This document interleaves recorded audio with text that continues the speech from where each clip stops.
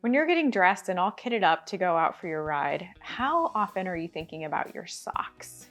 Now, if you're a roadie, the answer to that question is probably way too much, to the point where you probably need to go get professional help for thinking about your socks as often as you are. But for the rest of us who are not obsessing over our socks every moment, I wanted to throw out a few helpful tips for you to look like a pro while you're out on the road. The number one thing when you're looking at socks that you wear with your kit is, number one, they can be any color. Your socks should be a loud, proud statement of who you are. Have fun with your socks.